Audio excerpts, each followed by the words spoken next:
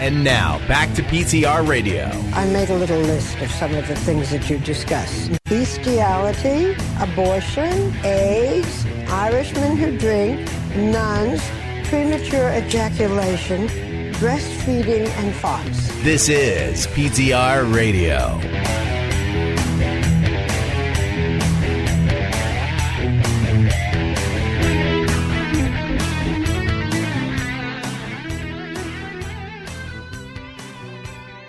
And welcome, everybody, to another edition of PTR Radio here on the fabulous interweb. Yes. It's been too long. Yeah. Now, so that reminds me, I keep meaning to ask you. Uh-huh. That clip, where exactly did that come from? What, the Sarah Palin clip? No, it's... Barbara Walters? Yes. She was actually talking about Howard Stern. Ah, okay. Yeah. That makes sense. Yeah, it was a Howard Stern thing. So, welcome, everybody. If you're new to the show, usually we don't take a month in between episodes. Usually it's just a couple weeks. But there have been extenuating circumstances which have caused us to go on a little bit of a break. And now, honestly, I don't know about you guys, but I could use a vacation. Because, and by the way, tonight's episode not brought to you by Ski. All right, tonight's episode is brought to you by Three Brothers Brewing. All right, and Hard Cidery. This is, I talked about the road trip that we're going to take. This is what we'll be transporting back in the back of Colin's car. Yeah, probably not this one because it probably won't be there by the time we do that. But so, Colin, I explained that one to you as an apple pie in a can. Pretty much. Yeah, pretty much. Yep. It's It is not pumpkin spice. It is apple spice. Yeah. So that's probably the next big thing for white people. Have everything apple spice. Meanwhile, I am having strawberry tangerine cider, which is awesome. Which is the one we're actually planning to transport back. Oh, yeah. In my trunk. Yeah. Okay. What's the matter, Mike? No, I'm checking the stream. That's all. So yeah, we had a bit of an absence, mostly because there was a family situation that was going on, and as we always say, family comes first on this show. If something's going on, we're going to go ahead and delay the show until it has passed. And well, at least for me, we're at a stopping point now. As everyone knows, I think I talked about it for a while. My wife's father was not doing very well. And he was in and out of hospitals and rehabs and then home, and then that cycle just continued.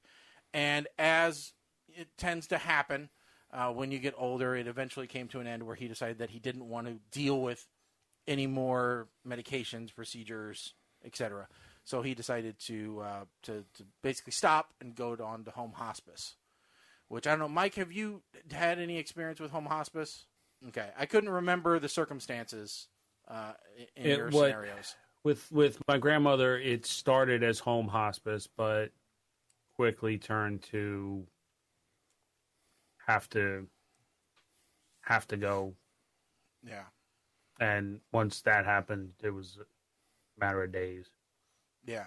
So we made the decision, or he made the decision, I think, on like a Wednesday, and so he was home by Thursday, and then by the following Monday night at midnight, we called everyone back to the house because we thought that was going to be pretty much the end. He held on for another 7.5 hours into Tuesday morning, which was a long time. That's the longest that we've had to deal with the end portion of life. Okay, because you always hope that it's going to be quick and then it's going to be over. But sometimes you end up with these that seem to take a long time for the body to figure out what the mind is already, or what the soul's already figured out. That, hey, it's time to check out and go home. And, so that was a very long day. Because by the time you get then hospice there, you get the coroner's office called, you get the funeral home there and everything. I don't think we got home. We'd been up for a little over 2.5 days at that point. And so the rest of Tuesday was just spent sleeping. And we roused ourselves sometime Wednesday morning to go to the funeral home and deal with all the rest of the arrangements. And then we had, because he was a Korean War veteran, now you have to deal with the military funeral arrangements, which is we here have Camp Butler as our national cemetery, and they do 3 funerals a day, 5 days a week. That's it. And you get a time slot. And so our time slot happened to be in the following week. So it just kind of kept dragging on. So luckily this last Sunday we had the wake, and then on Monday we ended up having the funeral. And so today was my first day back to work after like a 6-day time off. And so it was a hectic day at work today, and not exactly one where I was really thinking on all cylinders anyway. Because I was just thinking, okay, how is my wife doing today? Because it's her first day by herself. And so, but luckily she did have the little kids with her today. So, but it's been one of those times where, you know, it's a trying time that you have to work through, and unfortunately, because my mother-in-law already passed before, now we have a whole estate to settle. So it's not going to be over for some time, but at least we'll hit these moments where it's like, okay, we're done with this phase. Now we just have to wait a while for things to calm down, for her to get her grasp again, then deal with all the rest of it. So, yeah. And I've never been through this part of it before. I mean, I've had people pass away, and I've even had to deal with some will type stuff, but I've never had to help settle an estate before. So, but I have to do this a couple more times, so I better get used to it. How many siblings are there? So now, see, she lost her younger brother a few years ago, and so it's just her and her older brother. So and her younger brother's wife. So luckily we made sure that her and that side of the family stayed in everything. So we love them to death and wanted to make sure that they still stayed included, because there was, for a time, a thought that, well, he's gone, so they, maybe that doesn't need to be there anymore. But, they're still family. So, but, so it's going to be a while yet, and we may still have some more reschedules or whatever because of things. But for the time being, things have kind of settled down a little bit. And it's really weird. It's one of those things where, like, I've signed 1 million sympathy cards and birthday cards and retirement cards at work. When they send them, Mike, I know you don't go into a traditional office anymore, but when they have the route sheet and the little card attached and it says, okay, so-and-so lost a parent, sign here, and then cross your name off and send it to the next person. I've signed 1 million of those. I've never actually received one before. So this morning I had to go, I got to remember to take a thank you card with me, so that I can hand it to the receptionist and say, can you please route this around? Because I don't want to be the jerk that didn't send a thank you card around for everybody. But it is that perpetual card cycle that now has been started. But it was pretty amazing. I had a lot of people, who just went above and beyond. And, I mean, you guys were extraordinary in your understanding, and I thank you a lot for that. And, I know you guys were checking in on me, and I really appreciate it. And I didn't put anything out on Facebook about this, so don't feel offended if you go, well, this is the first time I'm hearing about this. It's because, to me, personal stuff like this, I don't want to publicize on Facebook. I don't, anything that's, I don't know if tragedy is the right word. It's but not something like yeah. that. It's not real-time show content. Yeah. Exactly. I don't want to. I think it's a problem. People overshare on Facebook all the time. So, things like this, if you really knew me, you knew what I was going through. And so, and I appreciated your support. And so, that's just the way it is. I'm weird that way, I guess. Yeah, for me, I was mostly sitting there going, do I send something to ask how it's going, or do I just keep leaving it alone? Trying to figure out what to do is. Everything was perfectly fine. You guys did great, and like I said, I do appreciate it. So I'm hopefully getting ready to keep moving on and moving forward, and it's just it's weird because, like, you know, it wasn't my dad, but he's been a part of my life for over 30 years now.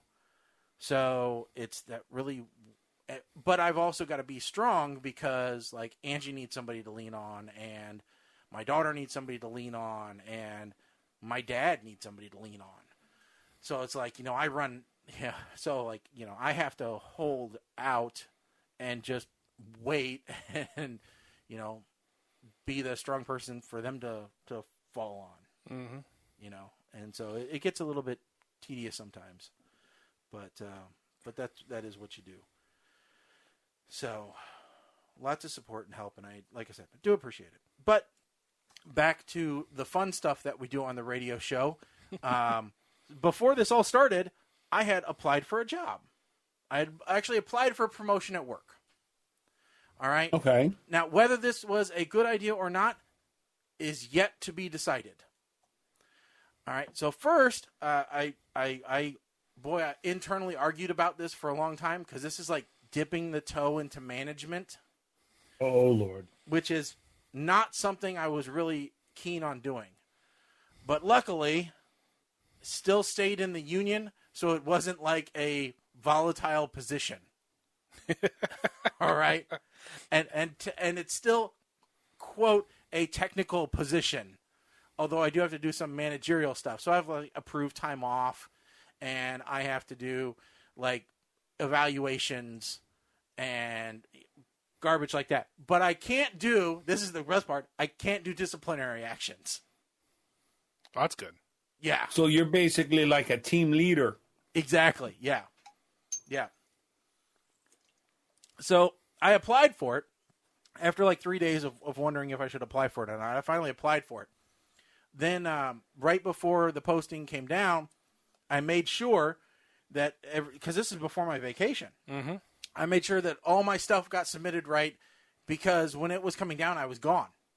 So I called personnel and I called everybody else, and I'm like, hey, listen, I submitted my paperwork. Is everything cool, or is there something I need to do real quick before I leave?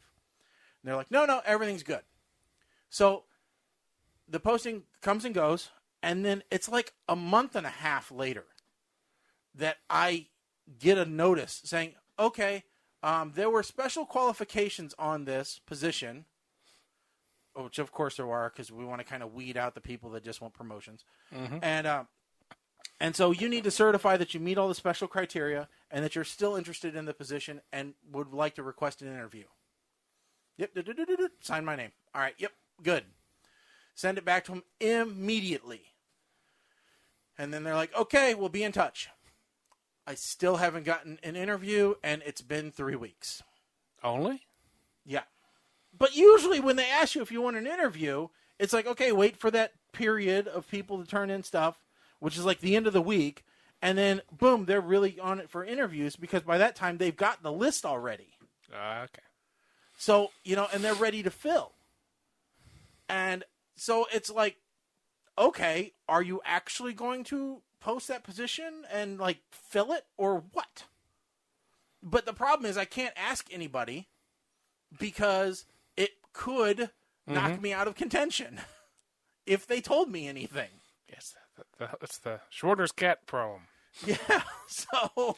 Although, in this case, the cat might be alive as long as you don't open the box. If you open the box early, then the cat's definitely dead. Yeah, so it's... So I'm like, I'm sitting around. Meanwhile, people are making plans. People expect me to act, and I'm being asked to act as if I already have that job. Oh, yeah, wonderful, yeah. And kind of talking as if I have that job. So they're saying, well, if you get team lead, this is what you will be doing. And so do it now. If you get team lead, I would do this. Wait, so the position really is a team leader? Yes, it really is. It's technically, yeah, that's kind of the title. Yeah, it's a team lead. Wow. I was just playing off of like George Lopez, a team leader. So, but yeah, it's okay. Well, actually, technically, it's called the product manager. But you know, oh Lord, I hate you people. If that's anything like the product managers I have to deal with at my job, I hate you people. Well, the idea is that this person knows everything about, in this case, public-facing website technology, and as far as what we're offering to the agencies and how we're positioning it and how we're supporting them, and is both the salesman for it to the agencies, is the person that all the directors and PIOs and CIOs talk to, and is really the face of that particular arm of the department. Yeah. So it's, that's what I would be if I were to get the job. Yes. Yeah. The question is, are you going to become the person that those of us in those other agencies get to curse at? Probably. That's probably the other downside of the job is, since you're the face of the product, you're the face pies get thrown at when the product doesn't work. So, I'm already kind of doing some of that, but it's like it comes along with at a time when management wants us to change our focus in how we deal with a lot of stuff. So, like, one of the things I'm doing is I've completely redone our whole business practice. So how we approach customers, how we deal with customers, how we really support customers, all that stuff, top to bottom. So, hoping that works.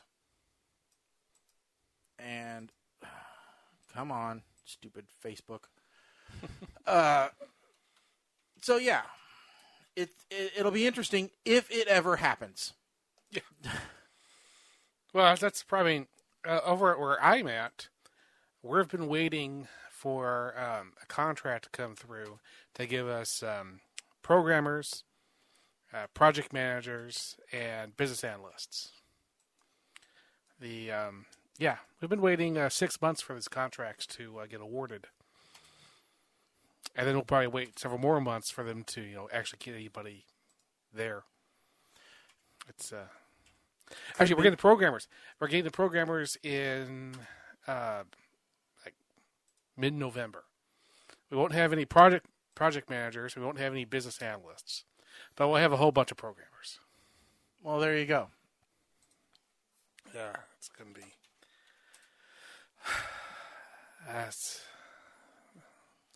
So me and my coworker, who's actually over at your office, middle of this week, is probably gonna be running around and getting all these new programmers brought in line. By the way, speaking of programmers, program changes, and things like that, Facebook has made a change to their terms of service, which most people probably have not noticed. But one of the big things is now they allow people to multicast. So we will be able to yet again cast on Facebook and another platform easily. Oh, that's good.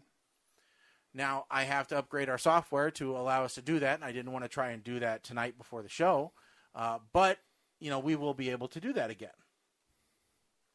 So now the choice that we have, though, is we need to pick the platform, the number 2 platform.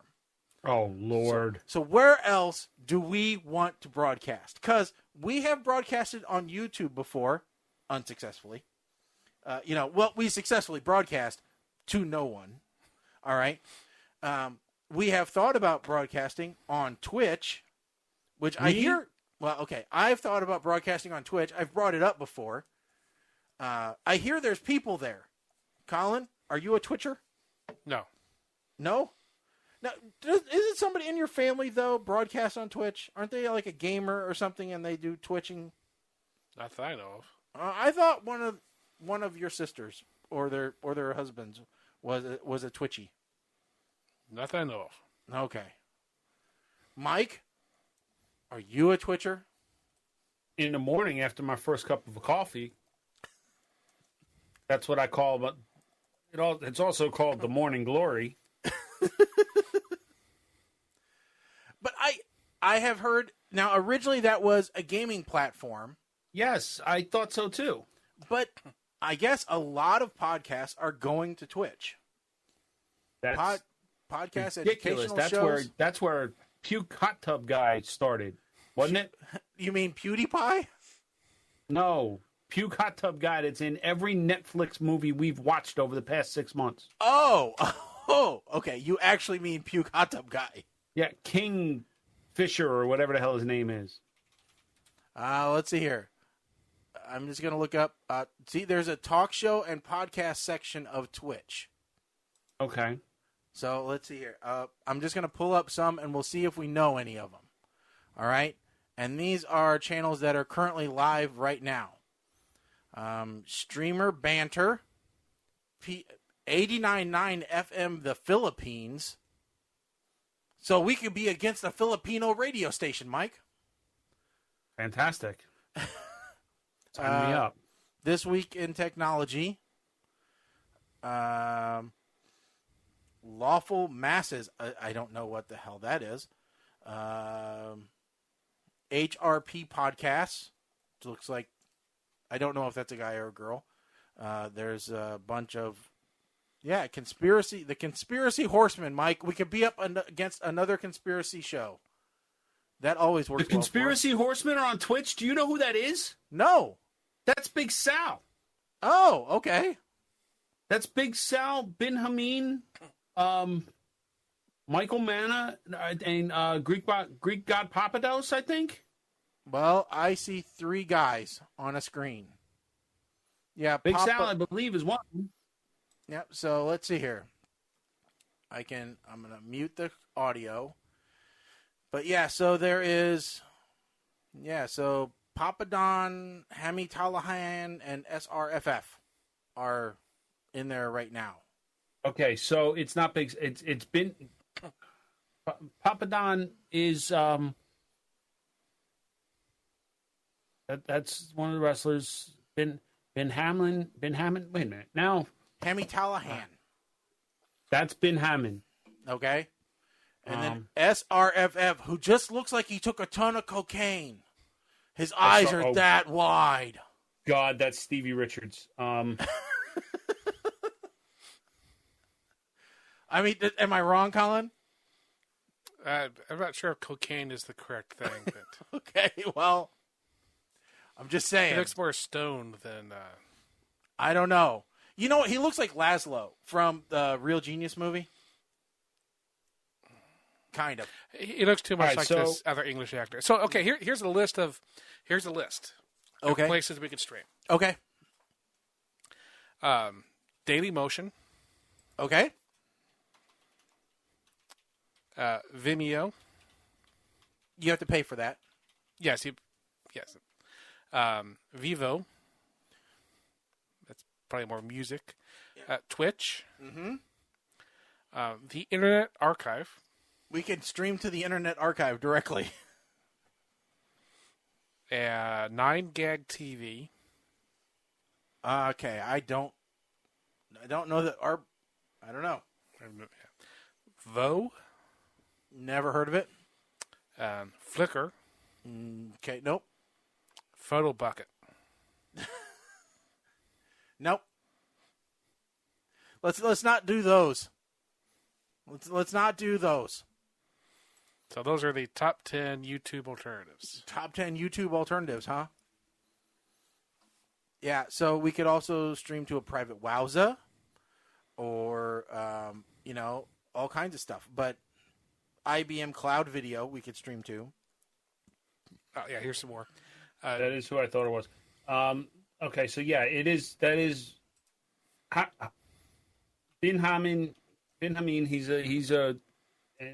these are all guys that wrestled in ECW with Big Sal. Big Sal makes guest appearances on this. Yeah. Oh, okay. Well, so that gives it some legitimacy, right? Mm-hmm. Okay. There's so there's the Metacast, the Mike Wards, Free Talk Live, Target Employees. So yeah, there's a bunch of different ones in there, and we could potentially, fit in there. Metacaf, DTube. DTube. Never heard of DTube. It is the first crypto decentralized video platform. Yeah, no. Yeah, that sounds weird. No.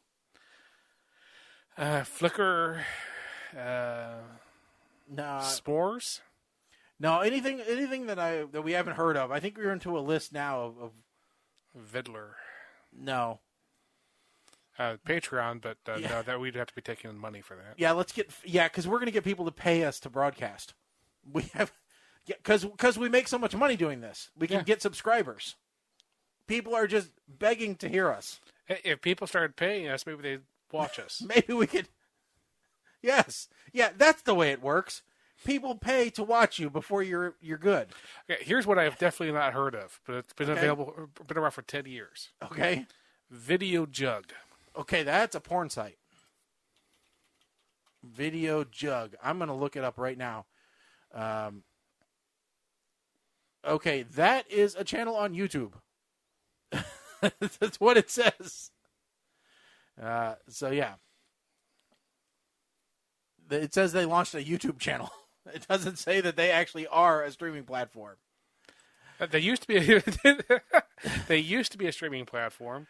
Okay. Now videojug.com just redirects you to their YouTube channel. Okay, so you have been reading a list of it was 2019 YouTube alternatives. MySpace alternatives. So, all right. So, but maybe, I don't know, maybe we try Twitch for a couple weeks, see what happens, see if anybody's interested. If that doesn't work, we can try YouTube for a few weeks. We could go back to YouLive. You remember that, where we got all the gold? That was YouNow. YouNow. Right?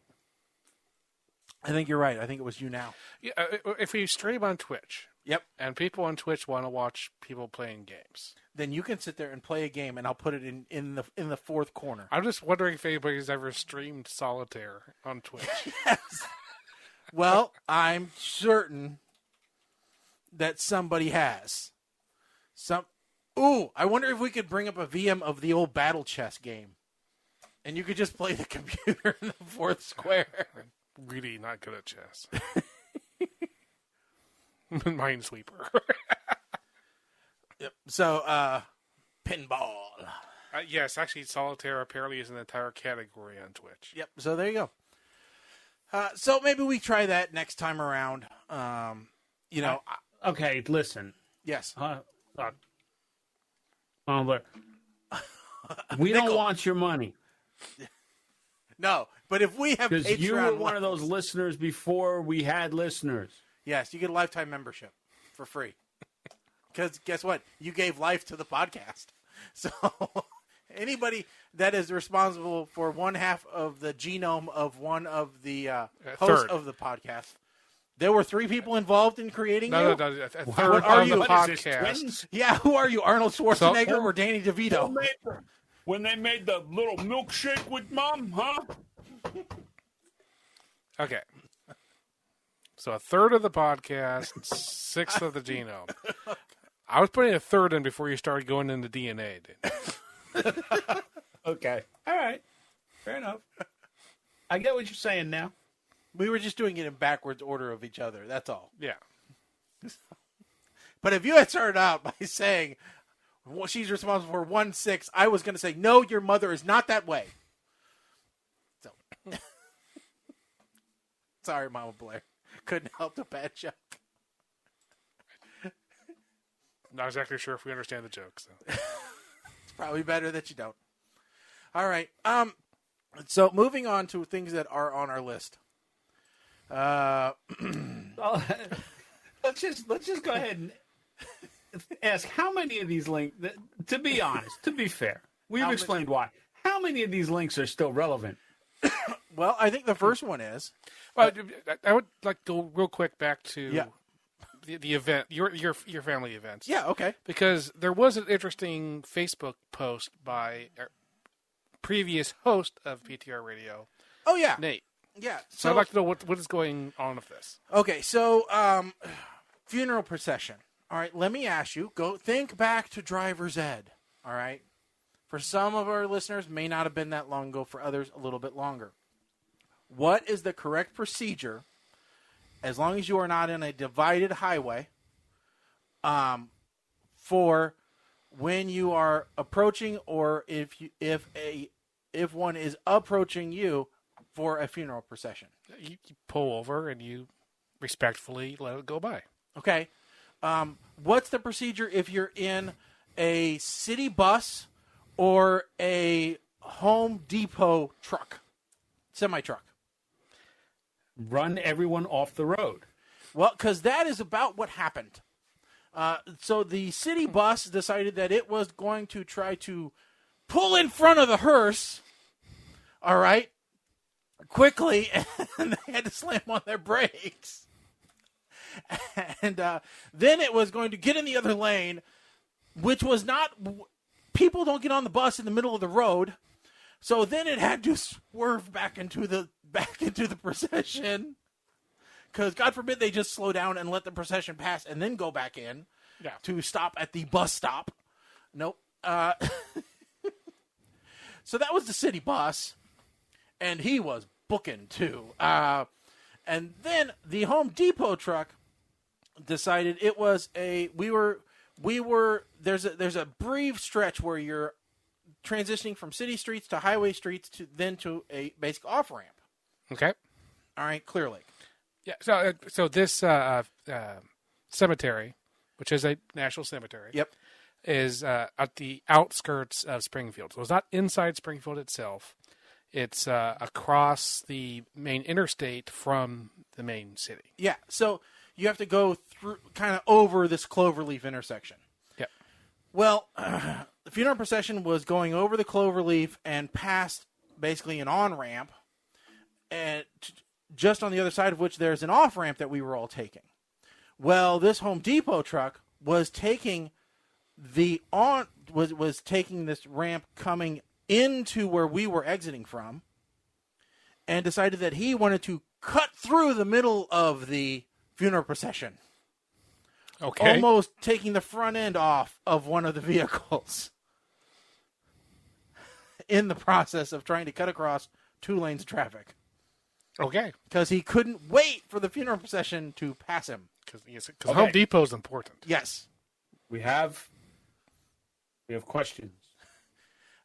So the answer is both the City of Springfield dispatcher and the and Home Depot both got multiple phone calls. Yeah.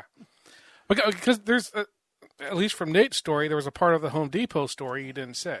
Okay. That I can't remember what it was because I was in like the third car. So apparently, when Home Depot. Oh yes, yes. So then he got through the line of procession and then sped up and flicked off all the cars that he passed in the funeral procession. Because that's what you do. Yeah. A great sign of respect, buddy. Good job. So, of course, they always have that little sticker, how's my driving, and then a number. I guess he forgot he had that because he got reported. For flicking off the funeral procession of a Korean War veteran. Yeah. Yeah. For cutting through and then flicking off a funeral procession. That's going to look really good on your next eval. That's wonderful. Because, that's not what you do. No. The worst is that, and you wouldn't know this, Mike, we don't even have a Home Depot. No, the closest Home Depot is like 40 minutes away. We have 2 Lowe's and 2 Menards. No Home Depot. Yeah, so we're thinking it was out of Jacksonville. Yeah, it had to be, yeah. So he was almost an hour away from the main store to begin with. Yeah.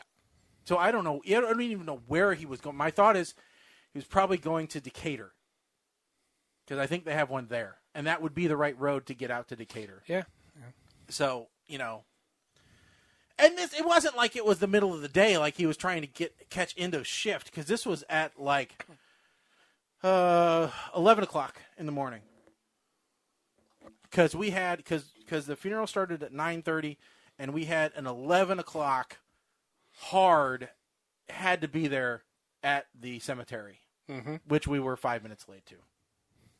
And it was weird because we were pulling out of the cemetery as the next funeral was pulling in to go to where we were just left. Because, man, they stacked those things back to back to back. Yeah.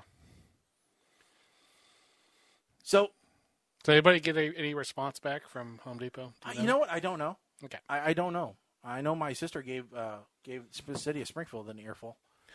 So let's see here. One of the things that was on the list, which is still timely, is evidently there is a remake of 1985 movie Clue in the making, starring an interesting pair. Now, this could be good, or it could be remarkably horrible. And that is that Clue is looking to be remade Mm-hmm. and include Ryan Reynolds and Justin Bateman, Okay. or Jason Bateman. Interesting. Now, I have to say that I and my family, at least as far as I know, are some of the few people who very much like the original. I love the original Clue. I think it's great. You know, it's a classic. Yeah. It's a cult. It literally is a cult classic. It was the definition for a cult classic, right in there with Rocky Horror Picture Show. Okay, those two defined what a cult classic was. Yes, well, the original Clue, yes. Do not. No, no. Just don't. No. Don't remake. No, let me think. Yeah, I'm going to stay with no. I mean, could it be good? Okay, it could. Those people doing it, It could be good, yeah. but it could also be a monumental failure.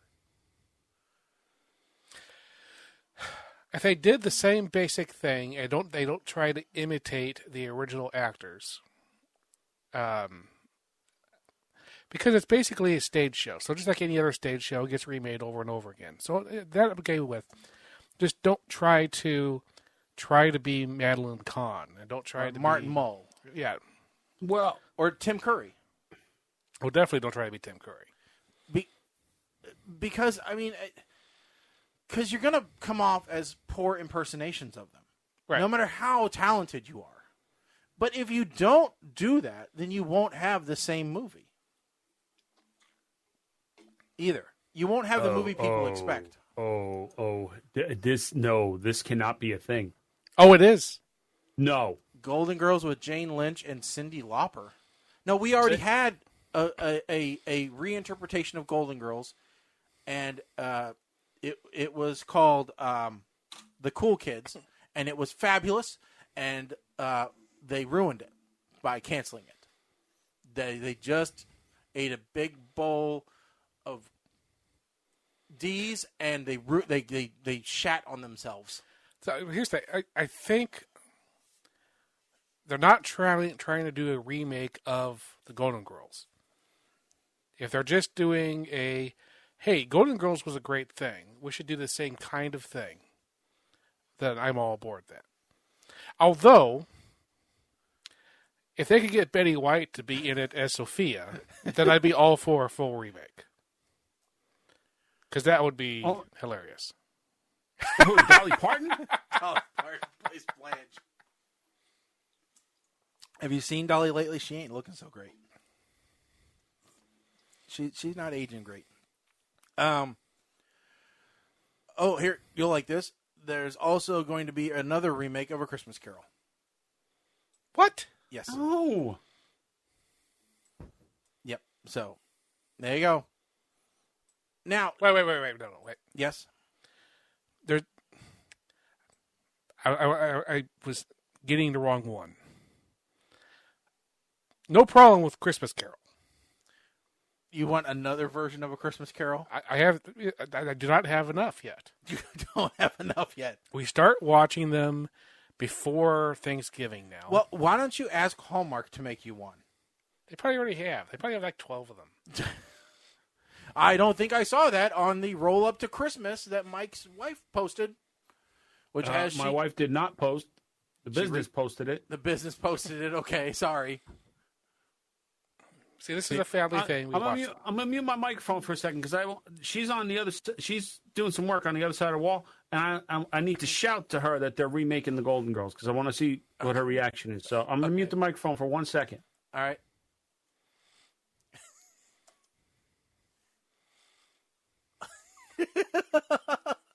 It's like Kabuki theater.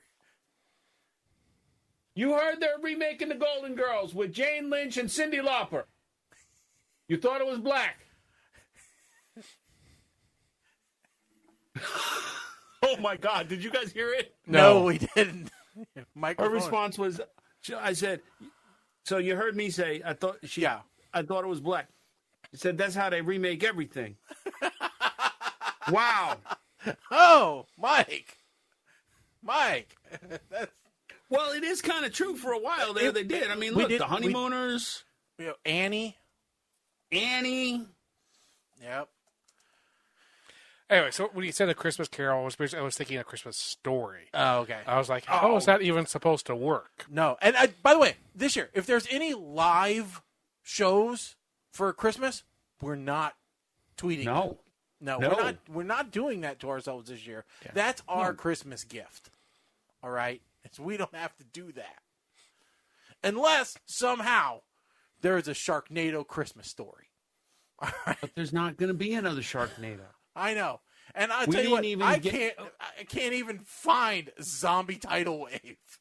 I was going to say, we didn't do Zombie Tidal Wave, and that was by design. So we talked about it, and I was like, hey, that was yesterday. I completely forgot. Oh. But yeah, so, you know, I hate to be one of those guys that say, well, they need to stop doing remakes, but they need to stop doing remakes. All right. No, they do. And in fact, like, Netflix is getting in on this now. Oh, yeah, Netflix is making, well, but they are making some new movies. Well, okay. And they're spending a lot of money on it, too. I mean, Michael Bay's doing some new movies for them. Supposedly they're going to be cutting back. But we're talking about, okay, so I don't know if My Name is Dolomite is a remake or if that's supposed to be I think that's an original. Well, I know Dolomite, that's a character from long ago, but I don't know if that was one of those blaxploitation, like around, Jackie Brown, that era, and Shaft and all. So I don't know I truly don't know, and I'm not saying that to try and be funny. I don't know. Yeah. But then I found an article yesterday, I believe, where since Disney Plus is launching, they have a whole bunch of movies, and Sci-Fi picked 15 of them that many people may have forgotten were actually Disney movies that Disney should remake. At least the ones in the picture, I didn't forget about. I knew they were movies, and I think I knew most of them were Disney movies. So just looking at the picture that you sent, not looking at the movies. Okay, so the first one's what? Treasure Island? The second one there in that picture, okay, I don't know what that one is. The third one is Bedknobs and Broomsticks. The fourth one is Mighty Ducks. Yes. Like I said, I don't know what the second one is. Okay, so yes, Treasure Island. Mm-hmm. The second one is one that I had never heard of. Where is it? Yeah, I'm trying to bring up the site. It's very slow. Something Wicked This Way Comes. Okay, that's a weird. Yeah, I've heard of it. I think it's one I haven't actually seen. Some of these just have been remade too much. All right, so Treasure Island, yes. 20,000 Leagues Under the Sea. How many times has that been remade? Yeah. See, the problem is Disney doesn't own that one. So it's kind of... Yeah. Old Yeller. Who wants to see a dog die? We've had enough of those movies. Okay, they did remake this. It was called Marley and Me. Yeah. Third Man on the Mountain, never heard of it. No, me neither. Pollyanna. That's something that probably has been remade for that matter, but That's something that's very specific to an actress. Swiss Family Robinson, I believe we have. I mean, it's lost. Yeah. The Misadventures of Merlin Jones. Never heard of it. Me neither. I've heard of it, but Herbie the Love Bug. They just did this one. Yeah. They had to digitally reduce her boobage. Yeah, we talked about that one. That one's just stupid. The computer who wore tennis shoes. it's been. I don't know that it's been remade. No, it's basically been remade. I mean, Well, they did Jake 2.0. It was a TV show. Yeah, Jake 2.0, Daryl, one of my favorite movies. That was a good one. Yeah. Small Wonder. Small, yeah. Bedknobs and Broomsticks. Island. They did Oh, do I'm sorry, I they did a skipped that sequel. Bedknobs and Broomsticks. Did they do a sequel for that? Was it like a recent? I think I watched this one as a kid more than I watched Mary Poppins. I can tell you that. Because this one was just more fun to me. The Island at the Top of the World. Never heard of this one, but it looks like something I would want to see. Yeah, I think it looks like another Jules Verne. Yeah. The fact that it came out the year I was born probably explains why I've never seen it. The Apple Dumpling Gang. My wife loves that movie. Sorry. Wow. Go ahead. No, I was going to say this one seems like it's a standard plot. So I don't know if remaking it would be. Yeah, no, you got to have two wacky people. Now, So Bedknobs and Broomsticks is being remade as a stage musical. That's what I was remembering. Oh, okay. Let's skip number 13 for a second. Okay. Something wicked this way comes. Some reason I thought I remember this movie for some reason. I don't. The Mighty Ducks, you can just go eat a bag of dicks. No, we're not going to remake that. No, it's fine the way it is, thanks. And there were plenty of sequels. But the Black Hole. I don't quite remember. I I is remember super it. familiar, but I don't remember the show. It is famous for being a colossal flop. So I highly doubt that Disney would be interested in remaking it. Did that have the two weird robots? Yes, it did. Yes. That's probably what you're remembering. I loved this movie. And I so want to see if they remake this, then they need to make a live action Robotech. Okay? That's all there is to it. Yeah, it had the two weird floaty robots. The problem with the Black Hole is that it's Campy. No, it's the story. It doesn't make any sense to anybody who knows anything about science. And so they were able to get by at the time because nobody knew anything about these things. Well, and you know what? They will not. They're not going to remake this now because they originally released this to try and compete with Star Wars. Mm-hmm. Yeah. And when they realized that this was not successful, they set the plan in motion, and finally they just bought Star Wars. Yeah. Yeah. Although, now that Star Wars is ending, see my eye twitching. I heard Jar Jar's coming back. Let's see here. Maybe they could. Maybe they could make it. I have a soft spot for the Black Hole. I think it's because when we were kids, those robots were cool. I think that's why. Because they looked like what's his name from He-Man. Those two always seem to remind me of each other. They do look like Bandit Arms, and some of the other ones. Yeah. So anyway, they don't need to remake most of those. Yeah. But The Island at the Top of the World, like you said, Mike, never heard of it before. I'm looking forward Visually to looks being able to interesting. watch it on Disney Plus. The Apple Dumpling Gang, I can watch anytime I want on ShagTube. Yes, ShagTube. It's not porno. There are certain things like that. Like it's just like it was all about the original actors. That's the whole reason that movie exists. There's no reason to do it without them, and you can't since they're not around. Yeah, they dead. So let's see here. What else did we have?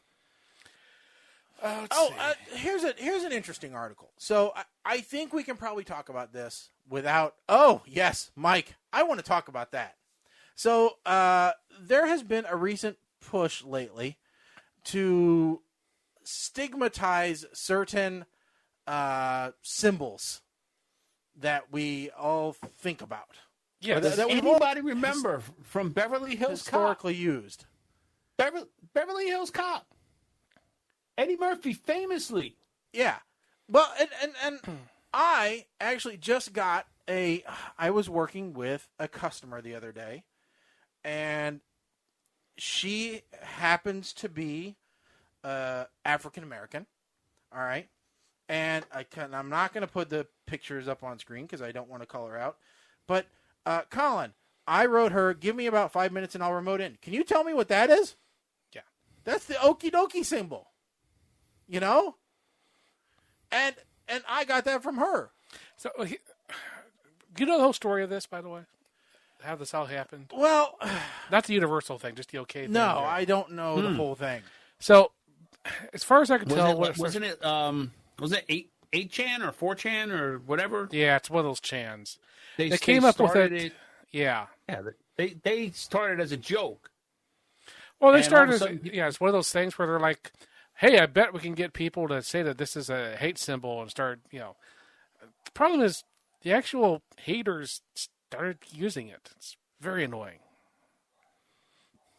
Yeah, so Disney had an incident occur at one of their parks. It was Universal. Oh, Universal. Sorry, I don't. Yeah, you're right. I shouldn't say Disney. It's Universal. Where they had one of the characters running around, right, taking pictures with kids. Mm-hmm. And the guy who was dressed up as the evil Gru. Yeah, Gru. He's not evil. Okay. Well, whatever. He's the protagonist. Well, he was evil at the beginning of the movie, right? At the first movie? No, he wasn't really evil. He was despicable. Okay, fine. The mad scientist from Despicable Me, who isn't despicable, but isn't great either. He flashed an okie dokie symbol on the shoulder of this. In a way that nobody girl. does. Yeah, in a blatantly obvious, had to have done it on purpose way. Yeah. All right?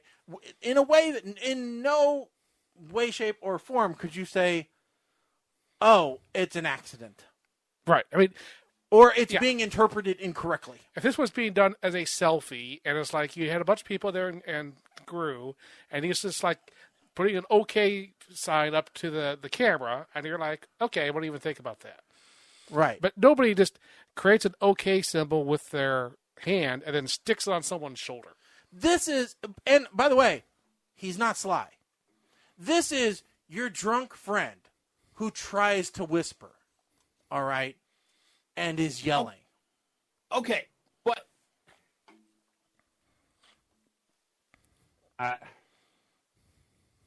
I'm not saying that the symbol should be equated to hate. Yes. Because that's just stupid. Yeah, it needs to be taken back, not just turned into a hate symbol. Yeah. The best has to be, all of these people are talking about how this is a hate symbol, and they're all the ones that say, oh, well, they post a picture of Trump doing this.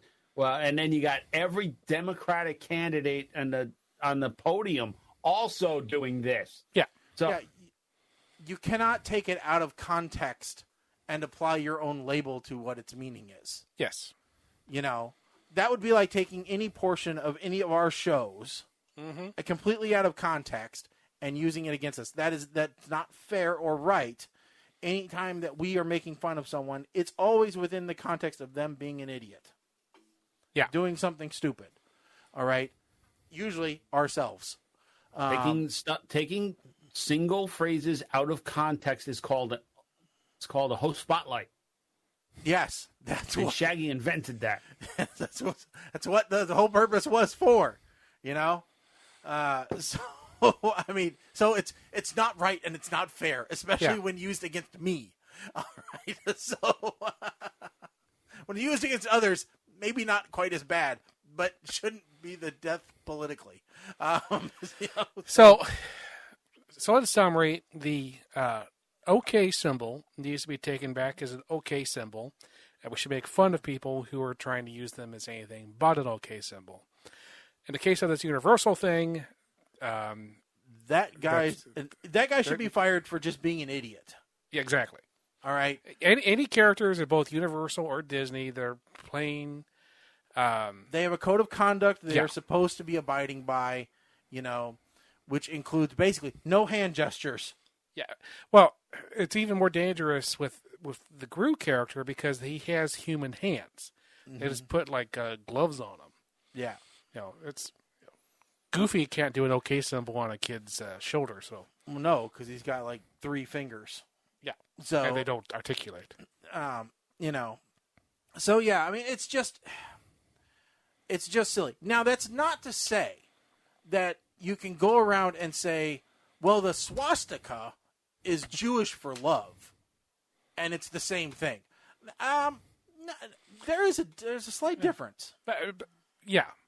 If you are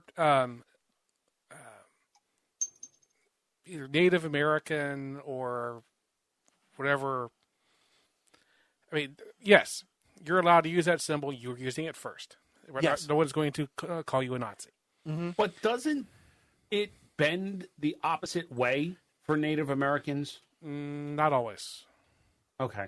I don't remember if it's Mexicans, but yes, there are the original symbols that go the exact same direction. Mm-hmm. Okay. And no one's going to go and paint them over. Unless you're in Germany, in which case in Germany they probably will just blur it out because they just never, no matter where it came from. Yeah. But I will say, I was in a meeting recently where I found myself almost using the OK sign. I was like, oh crap, I shouldn't use it anymore. So I just went thumbs up instead. Yeah, it's when I'm already second guessing all my speech. I shouldn't have to second guess my hands. All right, as much. I shouldn't have to second guess my hands unless it is my middle finger. Yeah. Well, what's interesting is I came back from several days off, and in the meantime, there was 2 new memos that came out. One was about a new sexual harassment test that we had to take. Oh, that's always fun. Yeah, which is always great. Wait, a sexual harassment test to see if you're good at it? I guess. No, it was very, very carefully worded. And then there was a memo saying that there'll be another memo about another training we're going to have. Because if you remember my last show, if you remember our last show, granted it was a while ago, I talked about how we have, how I know someone who is going through a transition, right? Yes. Well, evidently there wasn't anything on the books for dealing with that, or our inclusivity guidelines didn't cover that. Oh, Lord. So there was a brief memo to say, we're coming up. We are inclusive, and we are a safe space, basically. And there'll be more memos coming about the details of inclusivity and what it means in our workplace. And I'm sure that's going to mean another training. And, of course, a worker said, well, does that mean I can use whatever bathroom I want? And I said, you're the reason we need this stupid training. For dumb comments like that. I'm still hung up on the whole sexual harassment test thing. Like, is that a test? Do you want to pass that test, or do you want to fail that test? Well, I mean, what's the test itself was titled the Sexual Harassment Prevention Training. Okay, prevention. So you want to pass because you want to prove that you can prevent it. Yes. But at the same time, a test like that is giving the tools to someone who would want to sexually harass someone. I can only think so. I don't know. But somebody asked, well, why can't they just put all these tests together? And I'm like, okay, so you want our ethics exam, our security awareness training, and our ethics and our sexual harassment test together. So you want to ethically, securely, sexually harass. Well, part of the problem is I had to take that security awareness one, but I don't have to take the sexual harassment prevention training. Well, it's because you're a contractor. Right. So the contractors had to take the safety test. Well, that's because you can only be a victim, evidently, in sexual harassment. It's because you're a lower class citizen. Because we have to take our own from our own employers. But man, that security one is outdated. Oh, it was terrible. But the funniest thing, Mike, is that I actually had to write the security. I had to write personnel because I'm like, by the way, I finished your exam, and here, and here, your answers are incorrect. But one of them was about your passwords, and it said, which one of these passwords is the most secure? Yeah. And the most secure one was Blackhawk's Rule. With the A's replaced with ampersands. Yep. And the L's replaced with ones. So I joked to some of the people in the office that, wow, this would be an extremely secure password since, as far as I could tell, most of the people around here are Blues fans. Well, see, and I wrote personnel and said, you're absolutely perpetuating the incorrect information because simple substitution of symbols has been baked into brute force dictionaries for years. Yeah. I prefer sentences. But it's difficult to use sentences because the stupid brain dead password rules are like, oh, no, you have to have symbols in it. I have a 6-word phrase I want to use as a sentence. Me putting an exclamation mark in there is not going to help. At the end. But I'll do it. Yes, I actually sent them the NIST recommendations for password complexity. Horse battery, staple, exclamation mark. Yeah. I don't know if you have to deal with this, Mike, but that's what we have to deal with. Well, the biggest problem I have, and I got to be careful because I don't want to say too much, but this has got to happen at so many different places. The biggest problem I have is that the password requirements are not the same across multiple systems. Oh, yeah. Yeah. Right? So I will get the reminder that I have to change my password to log into my computer. Okay. Mm-hmm. That is my cue to also change my other passwords. Yep. But the 3 main systems have 3 different requirements. So I cannot use the same or similar. Yep. And yet I have a secure ID token to log into my computer. Why can't I use that for everything? Yeah. Well, I mean, and like they keep wanting to push 2-factor authentication on stuff. And I'm like, all right, but you need to push it that makes sense. I mean, you need to push something that actually matters.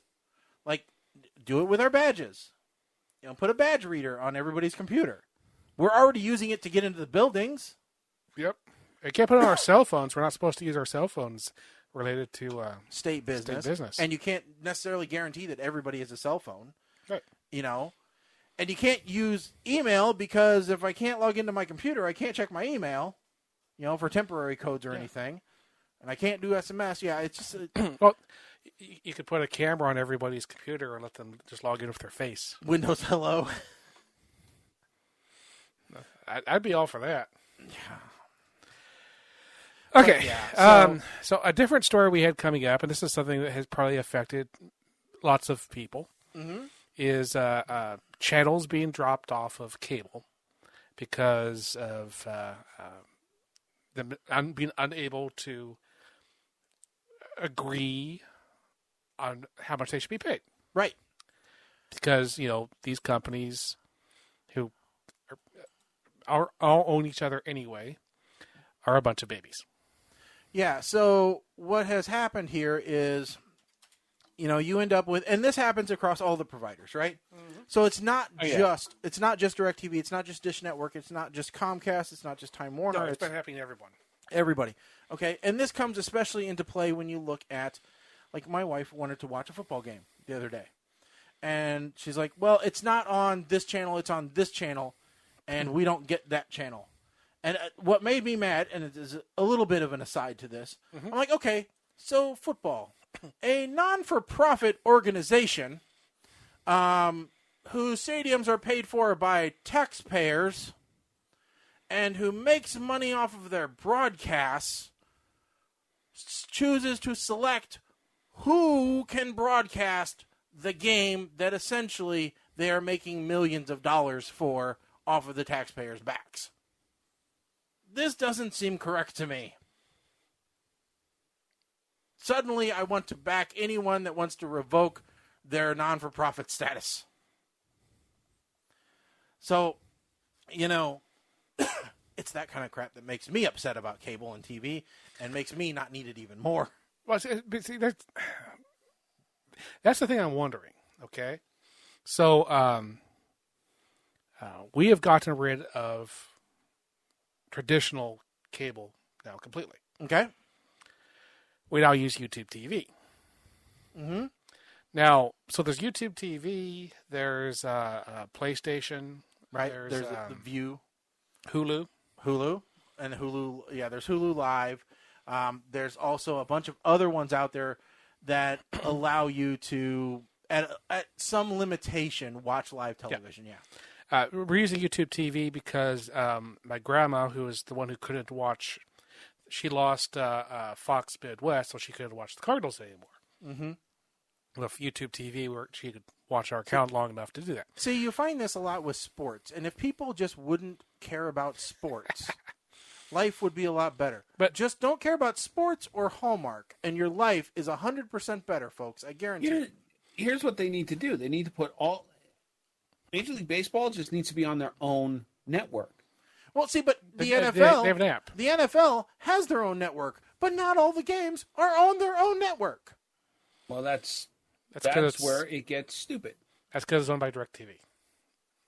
They have the... Yeah, but they have their own streaming platform, too. And now all of them are on the damn streaming platform. But here's the thing.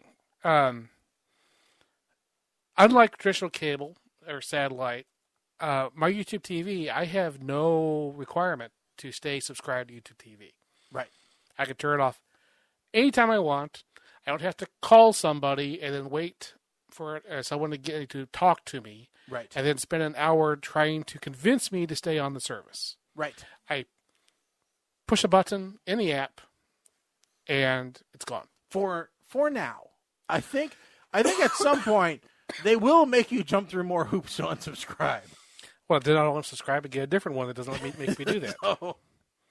So I'm looking at this going, in the future, they're not going to be able to just turn off a channel and say, oh, they're bad people, and they're not. It's just I'm like, oh, it's too bad that they're bad people. Hey, look, I'm watching it now on a different service, and that's it. Well, they're just gone. But the creators decide who to send their information to, who to send their creation to. Yes, and they're basically holding you hostage to that platform. Right. What's I'm saying? They can't do that anymore. Well, but they are because that's because they can. But see, all these different platforms are going to be directly competing against each other in real time.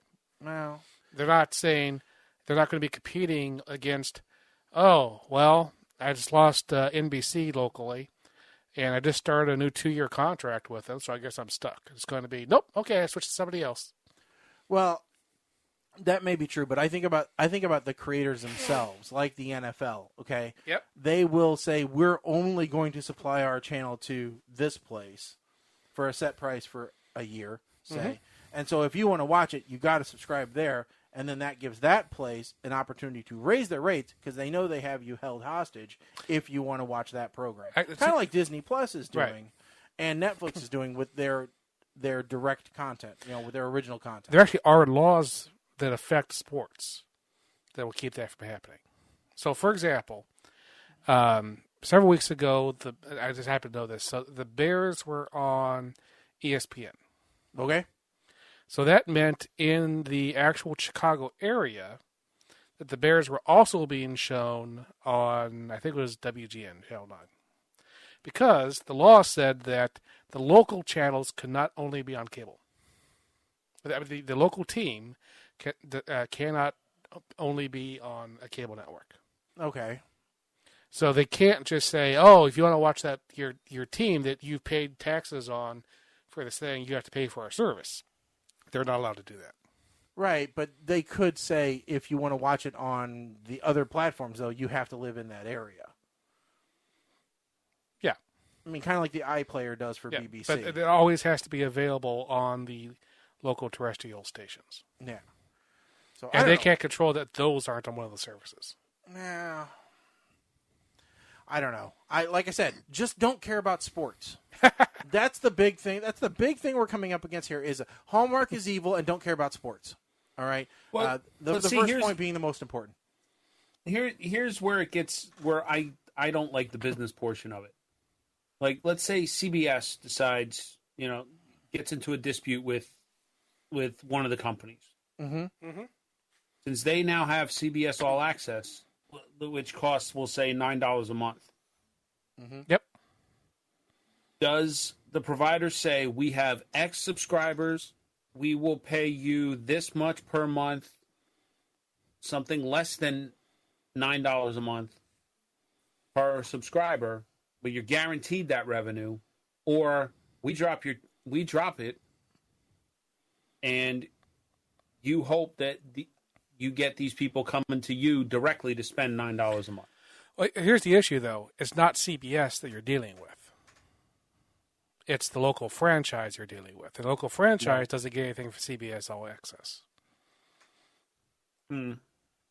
So the local franchise is the one who's talking to the different providers saying, I'd say that's my annoyance from this whole thing is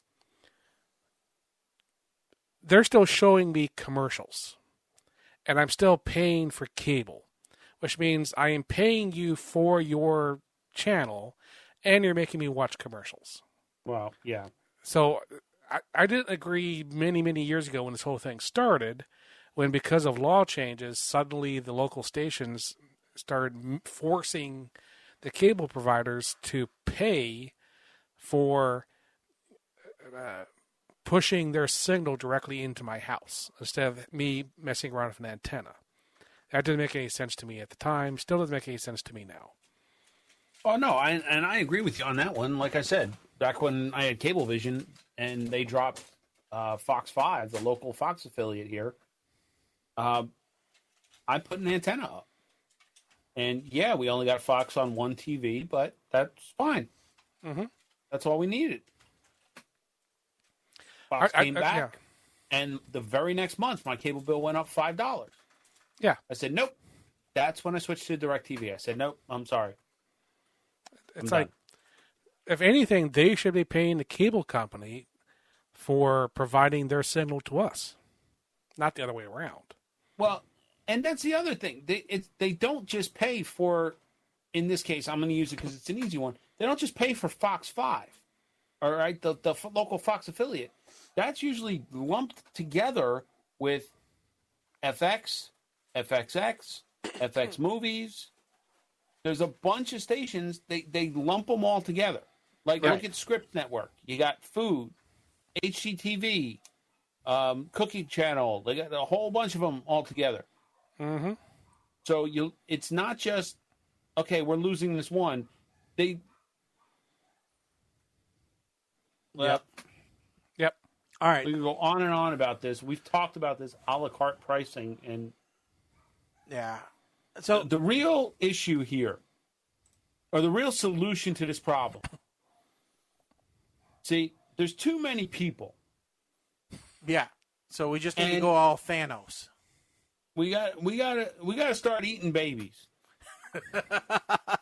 That's where you're gonna go with it. Okay. I was so yeah, that was a bit odd that when I saw that is an answer. I didn't know. I thought lower pollution. I thought reduce greenhouse gases. I thought maybe get rid of the cows because I heard they're bad. I I never heard eat babies as a solution for climate change. Okay, I mean, so bizarre. Colin, did you know about this late-breaking discovery? I think that's really what this whole Impossible Burger thing's been about. Maybe they are. That's why they're not better for you than regular burgers, because they're babies. Wow. So here, yeah, and you know what? They're lower in saturated fat because they render out the baby oil.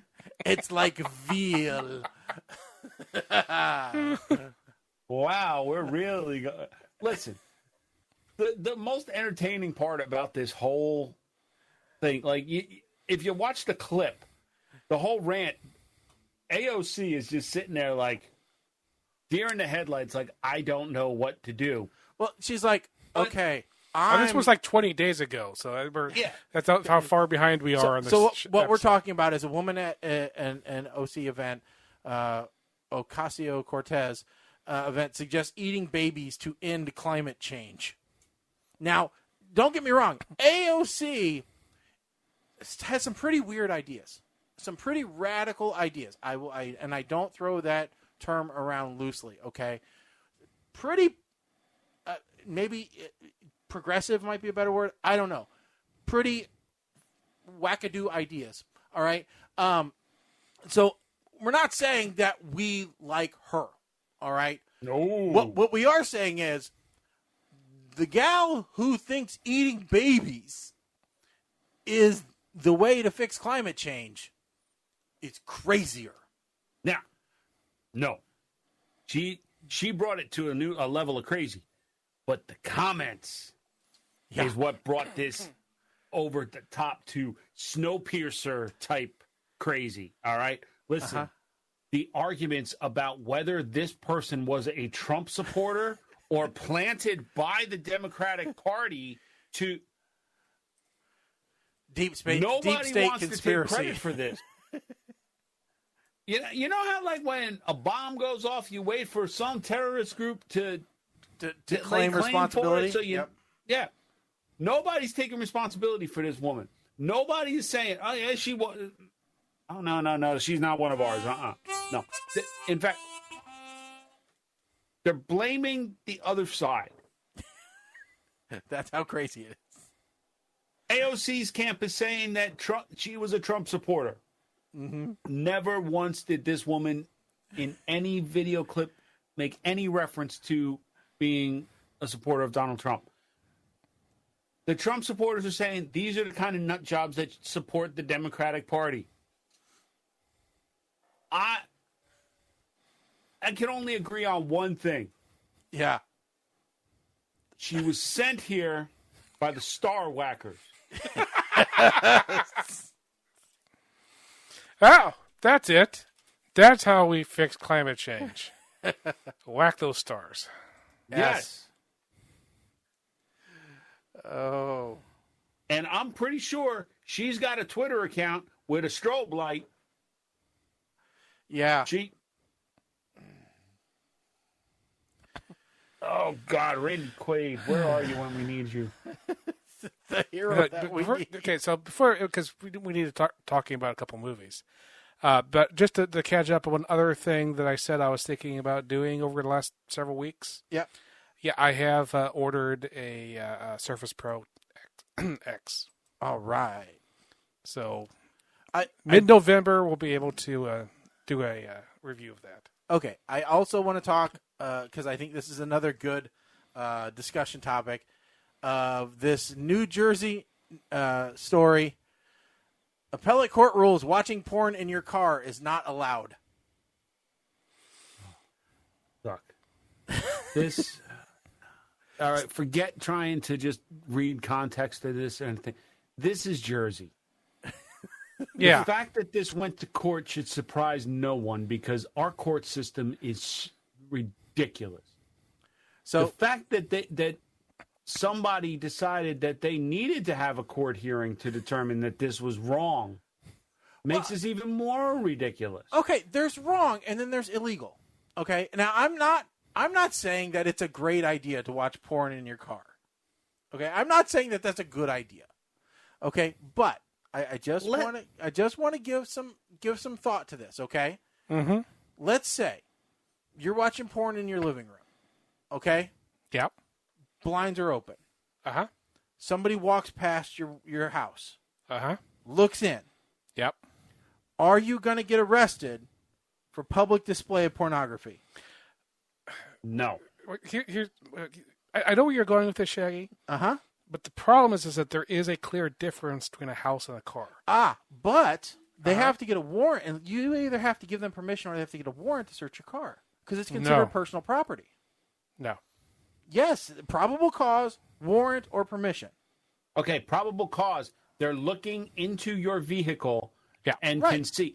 But they could do the same thing for your house. Hold on. The rules about personal property are the same. No, but okay, so here's I'm going to give you my opinion, and I'm going to give you a little story. Okay. So, my opinion, this is why we need context.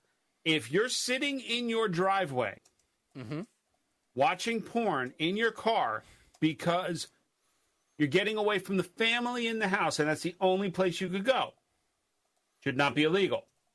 Okay. If you are on the highway, okay, and you have your phone on the dash and there's porn playing, illegal. Okay. Now, that's distracted driving, among other things. Correct. Now, here's a little context for this particular story. He was convicted on an obscenity charge for watching porn videos on his iPad while sitting in his car outside a fast food restaurant, not moving. But he was in a public place. He was in his car. Doesn't say how many cars were around him or anything like that. Just says he was in his car. He was in a public place. Okay.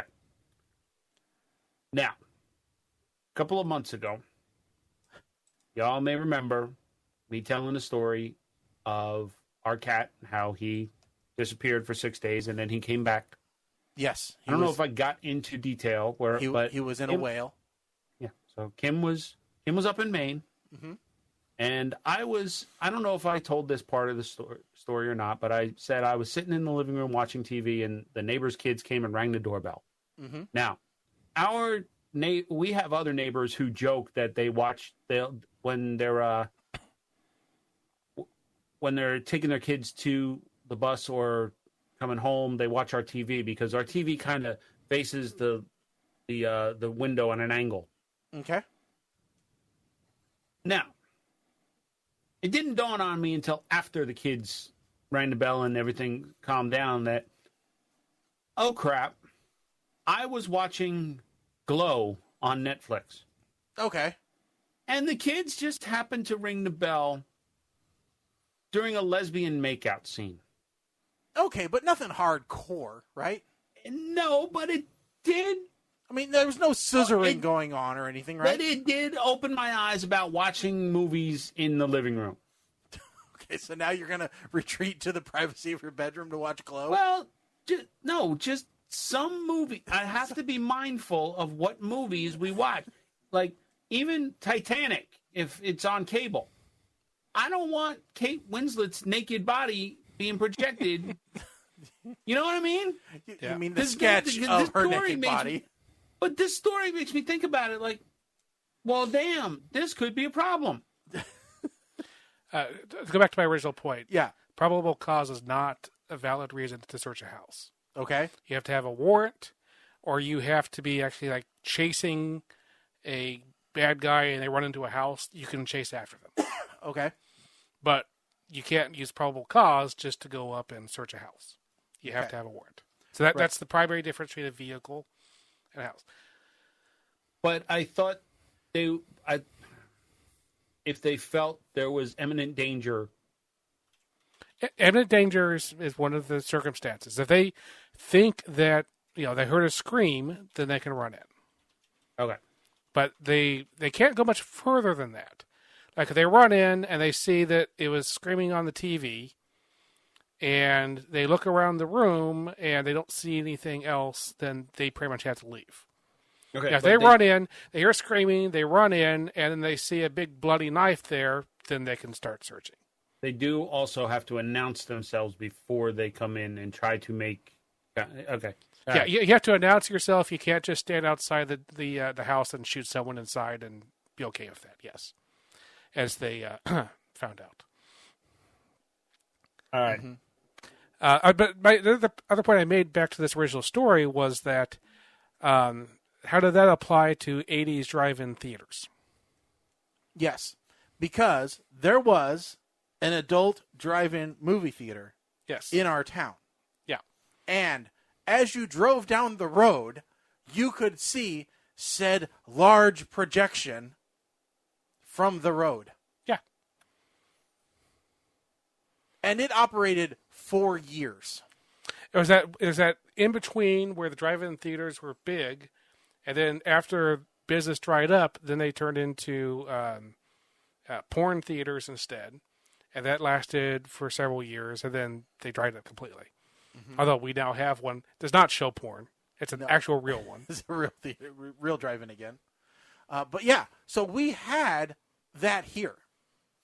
Now, to my knowledge, they didn't get busted by the cops every time they. But they're doing that all across the country. So that's why I said, if it's a public display is bad, then how did those theaters? Maybe there was laws that was put in because of that. How do they operate? Yeah, but they don't anymore. So maybe that's why. But I mean, he wasn't. The lawyer's comments on this thread that I saw in another article said they would have to prove, if they wanted to successfully prosecute him, because they think that he'll probably win on another appeal. Because he's saying that the obscenity charge is too broad. All right? The definition of publicly displaying obscenity is too broad of a definition. They said that they would have to prove that he had the intention of publicly displaying, that he purposefully publicly displayed. And that wasn't his intention. He was watching it for himself in his car. He had no... He didn't ask people to come up to the window. If they could prove that any kids saw it as they were walking by, then they probably have a good case on that. But it depends. Was he parked next to the front door? Was he parked in some corner? Where was, it all depends upon all the details that, unfortunately, we don't have. Yeah. But it's all about intent. But here I think we can come up with something that we can agree with. Okay? Don't do that. In general, don't do that. I won't say that I haven't browsed Reddit while I'm waiting for somebody outside in my car. Don't do that, and don't give your vegan friend chicken nuggets. Yes, if they actually were real chicken. Yes. How do you classify pink slime? That's what I want to know. So. Yeah, you know what? Let's not even go down there. I will say, if you have a vegan friend and you trick them into eating chicken, then they're no longer your friend. I'm not sure the police need to be called about it, but I think they should just be allowed to punch you. I guess they're vegetarian friends because they eat fish. Okay. Pescatarian. Pescatarian. Okay, fine. They have come over to my house for a barbecue and bringing out buffalo chicken dip. Oh, that sounds good. You've had some drinks, haven't you? And they'll eat the buffalo chicken dip. They're not. Latest episode of Hot Ones. Paul Rudd doing breaded cauliflower instead of wings. Is he a vegetarian? He's like, I'm a vegetarian, but not in the strictest sense of the word because I love barbecue. Okay. I'm sorry. Right. That's not a thing. I'm a vegetarian, but I just love bacon too much. I love Paul Rudd still then. I was going to hate him for a second, but I still love Paul Rudd. Well, no, he said, because they were talking about a barbecue place, and he said, the brisket sandwich there is to die for. He's like, I'm a vegetarian, but I will eat this sandwich. Okay. And with that said, let's go ahead and talk movie reviews here.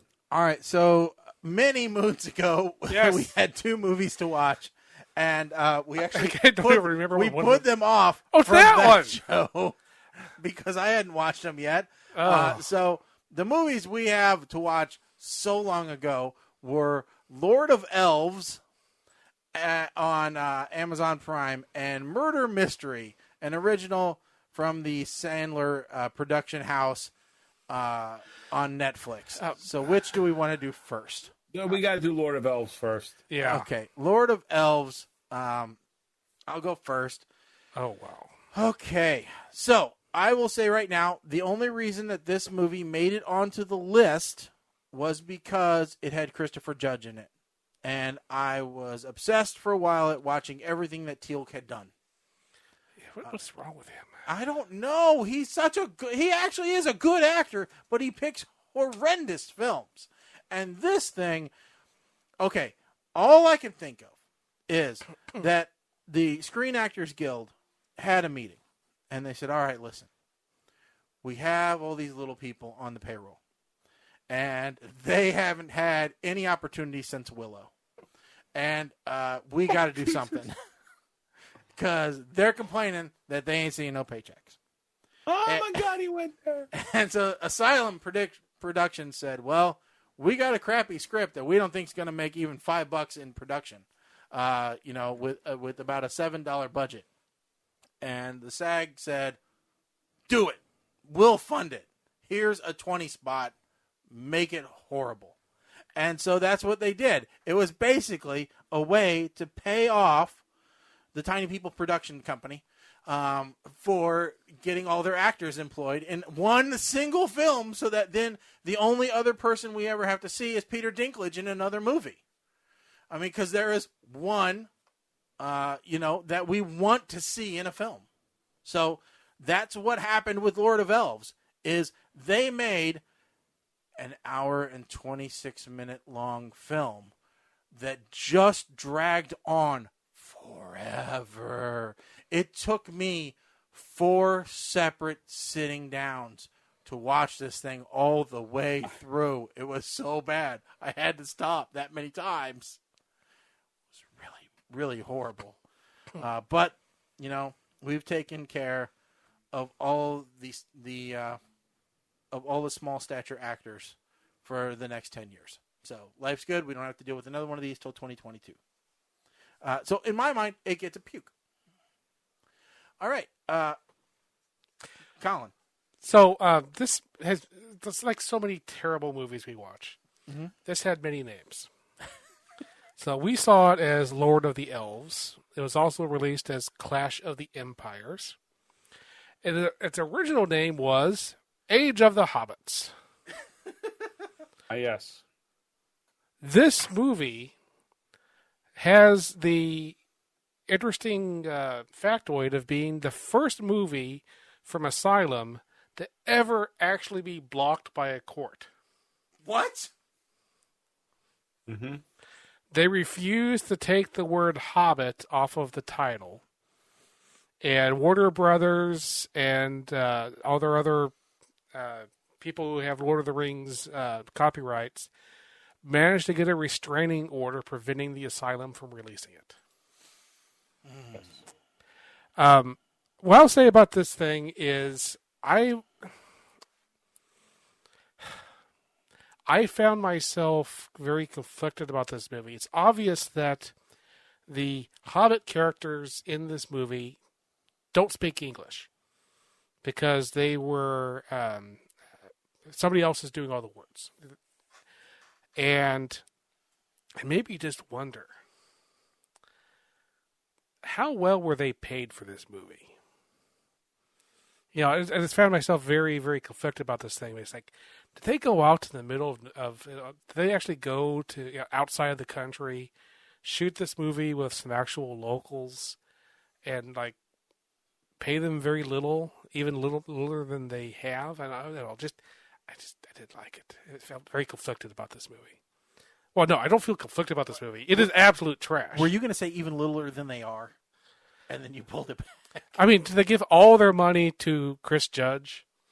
That's why he's there.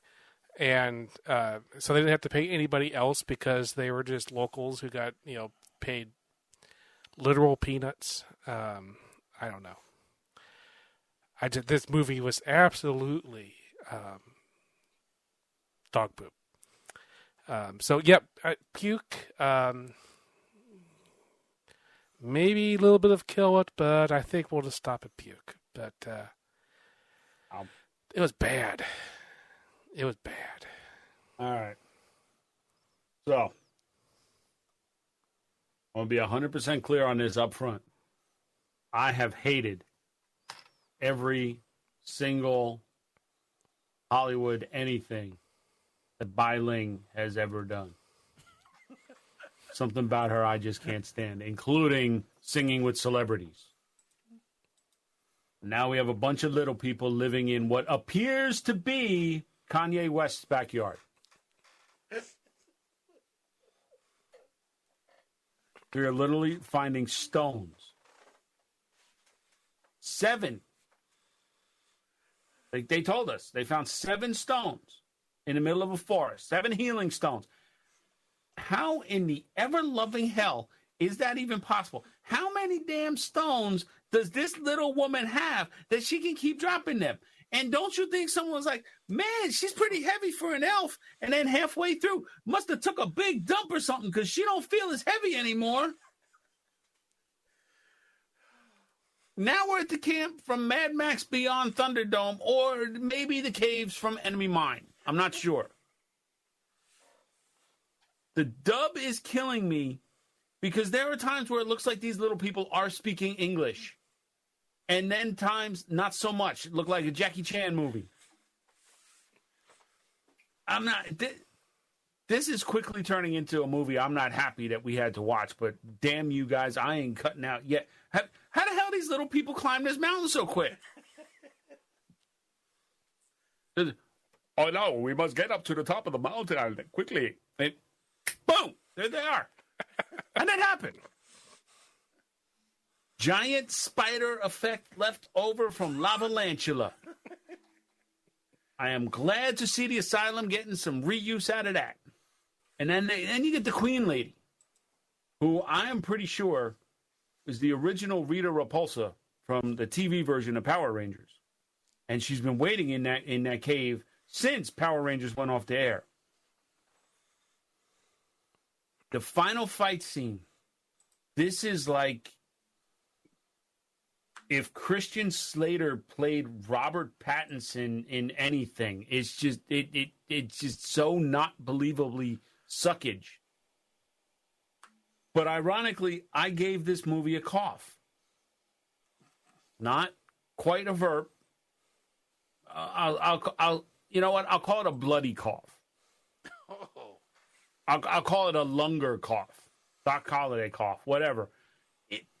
And the only reason I'm giving it that much is because it was an asylum movie. And for an asylum movie that doesn't have to do with sharks, this was pretty damn good. If it wasn't an asylum movie, this would have been Kill It With Fire, no doubt. But we rate the asylum on a different scale. See, I was kind of looking forward to an asylum movie. I was like, oh, we hadn't done this in a while. I'm looking for some other stupidity. And then this was not even an asylum film for me. It was just nothing. Just some non-English speaking short people running around with Christopher Judge in the middle of... But, Colin, you actually you brought up a good point, because when you look up these little people, I ain't seen any of them do anything but this movie. So I don't. Did they finish the movie and then threw them off the top of the mountain? I don't know. You know what? If they got speaking roles credited in this movie, they got a SAG card, so they got health insurance for a year. Did they get a SAG card if this wasn't shot outside the U.S.? They didn't get a SAG card. They all got to live with Bai Ling for a year in Kanye West's backyard. All right, so that's how we rate that one. Lord of the Elves. Don't watch it. No. Or any of the other names that movie has. All right, next up, Netflix original. It's a recent, and it's by the the Happy Madison production company. It's murder mystery. It's one of the ones that Adam Sandler was contracted to do for Netflix. So, let's see here. This is Murder on the Orient Express with a twist. All right, or any other murder mystery that you can think of. I mean, it's got some good parts to it, that's for sure. I mean, there's some definite tropes and some expected players in the cast. You know, you get the war hero, you get the exotic actresses, you get the dopey couple, you get the playboy, you get the grumpy old man, you get the flamboyant son, you get all these different things involved here. But you get a couple of neat little side twists, and I mean, it's actually a pretty decent movie compared to some of the other Happy Madison productions that we've seen through Netflix, because we've seen some real crappy ones, like, I don't know, The Cobbler. So, this has done really well, in my mind. It had some really good action to it. So, I mean, that and what can I say? We get some really good-looking women in the movie, and that's always a good thing. Anytime that I can see Rachel, from Friends in Skimpy Clothes, I'm all for that. So, with that said, I'm going to say I give this movie a smile just because it did kind of keep my interest. There were a couple parts that dragged, so it doesn't get anything higher than a smile, but it will get a smile from me. I thought it was really good. They set it up for the sequel. I don't know whether it's going to happen or not. It would kind of be interesting. So we'll just kind of see. But yeah, smile from me. All right, Colin, you're up. So this is a movie that they were trying to make for years. Went through several different casts. I think it was at Disney at one point. But I think, Shaggy, you in our Slack said something about Clue. Mm-hmm. Where's that? Anyway, I saw a bit of Pink Panther in it. Actually a lot of Pink Panther. It's kind of a reverse Pink Panther, because it's like the Pink Panther character is actually the not the detective, but is it a detective? Anyway, this movie reminded me that Adam Sandler can be fun to watch. I found that the mystery was good. The little bit of slapstick, not too much, just enough. It was fun. It was a very fun movie, which I liked very much, and I'm giving it a smile as well. All right, and then there's Mike. Can you guys hear me having an aneurysm at this point? I feel a moment happening here. I was hoping that the last movie we reviewed by Adam Sandler was the final one in his Netflix deal. So I want to see where this one goes. I can't believe I'm saying this. We're at the bar scene on the plane. All right. So that's what, maybe about half hour, 20 minutes, half hour into it. Mm-hmm. And I am literally sitting here thinking that this movie is making me more angry than Lord of the Elves.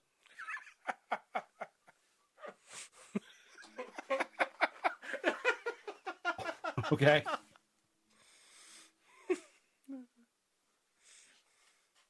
This is my exact word. I swear to Christ, I am watching this movie literally thinking that this is just an updated remake of Clue. And damn it, that is not a good thing.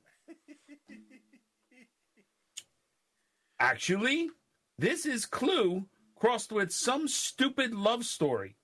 Or maybe it's Clue crossed with Keeping Up with the Joneses or whatever that damn Galifianakis movie was. This is the anti-cobbler. Because this is getting a verb from me. I honestly felt like Sandler was just phoning it in during this movie. I never thought I would say this, but he was the worst actor out of the entire cast. Yes, maybe that was his character, but he brought the entire cast down in this movie. Wow. I was more entertained trying to figure out what other movies I knew all these people from.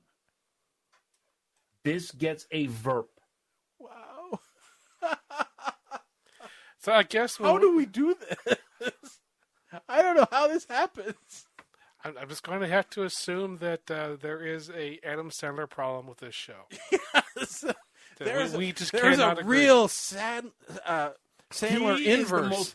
He is the most polarizing actor when it comes to our opinion. He's just got that I bet you be and it. That's the kind of thing that you love and we hate. And then when he's all like actory, we love it and you hate it. No, it's the other way around. Well, yeah, but you said this was one of his. It reminded you. Yes, that but he can was being comedic here. Oh, okay. Yeah, Mike That likes was Adam Sandler. comedic. I didn't read it as comedic. But I thought he was playing a dramatic role in this one. Honestly, Holy But it's a crap. comedic movie. Okay. Oh, the hell! I didn't read this Can as we please? I read this a couple of comic moments, but I read this more as a. This was almost more of a. What the hell was that movie? Blended. This was more of a blended type acting for him than this was a, It definitely comedy. wasn't him playing the cobbler. It's Which I don't know if you, Mike. Have you ever watched Blended? We didn't watch that as a group, did we? That was. He's like a dentist or something, and him and his family go on vacation with the other family, and he hates her or something, but they Yeah. got to pretend. yeah. I To be. don't think I saw that one. Was that Aniston or was that Barrymore? Barrymore. Yes, I remember seeing that. I want you look there. Okay, you see, I'm hitting a different vape right now. Oh, that's the THC one. Gotcha. Not THC, CBD. THC is illegal, and it's putting people in the goddamn hospital. That's the crack one. Okay, I gotcha. Yeah. Okay, let's see what movies we're going to... So let's see. What other Adam Sandler movies can we watch? How many more does Sandler have on his contract? That's what I want to know. Seriously, look. After we pick, all right. We got 30. Yeah. Okay. 130. All right. 1 to 30. Let's see here. 22. Oh Lord. I'm feeling. Yeah, I don't. What is this shit? Oh, hold on a minute. I gotta. Okay. What number was it again? 22. You know why? Because I switched everything to Chrome. Oh Jesus! Come on now. I'm showing that as Earthstorm. Yeah, it is Earthstorm. I'm trying. I switched everything over to Chrome to try and fix, and it wasn't letting me. So if I click the link, I can't tell if it's available or not. All right, let's see. Storm in Prime Video. Let's see. Is it available? It is available. And oh my God, it's a Stephen Baldwin movie. Are you kidding me? What is the name of it? Stephen Baldwin and Dirk Benedict? Earthstorm. Let's see here. And Anna Silk. Stephen Baldwin, Amy Price Francis, and John Ralston. Who is Anna Silk? No idea, but she's on the... Refusal is not an option. When it's discovered that a massive asteroid impact on the moon compromises its very structure, all life on Earth becomes jeopardized. Well, that's an hour and 29 minutes from a 2006 PG movie. Sounds like fun for the whole family. So where? Hold on. Reviewers mention words like Demolitions expert. Science fantasy. Mildly entertaining. Low budget. Those are our favorite keywords. It's almost worth. I've not seen Dirk Benedict in anything other than a recent car thing on History Channel. So he was in the A-Team. Yeah, that's what I mean. No, the remake of the A-Team. Yeah, that's a cameo in the terrible A-Team. Don't you? I will fight you right here and now. Don't you call that terrible? Pick another one. 26. No, actually, you're right, Mike. That wasn't terrible. I did like that, actually. Don't placate me. No, actually, I was just realizing, wait a second, I did like that one. Son of a horsehead. What the hell? Give us the number. What number? 26. Treasure Guards. What the heck that is?